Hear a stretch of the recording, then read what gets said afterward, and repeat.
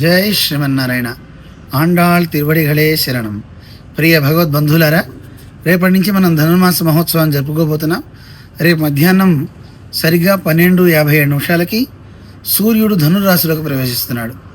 ఆ సందర్భంగా మనందరం ఎప్పుడు మనం పూజ చేసుకోవాలి, మొదటి పాసనం ఎప్పుడు, తిరుమంజనం ఎప్పుడు అని చాలామంది సందేహాలను వెలిపుచ్చుతున్నారు.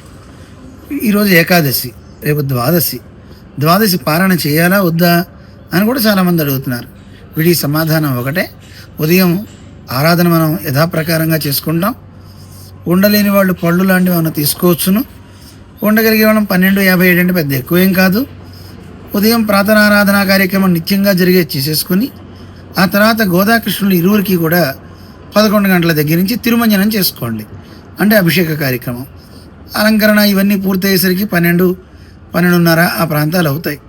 ఇక 12:57 అష్టోత్తరాన్ని గోదాకృష్ణునిది సమర్పించి తిరుపావై సేవాకారం, అవసర నివేదన, తర్వాత పాసుర విన్నపంతో కార్యక్రమం పరిసమాప్తి అవుతుంది. ఇలా కార్యక్రమాన్ని మీరంతా చేసుకుంటారు అని సూచన చేస్తున్నాం. ఇలా ధనుర్మాసాన్ని రేపటి నుంచి అందరూ ఆరంభం చేసుకోండి. జై శ్రీమన్నారాయణ.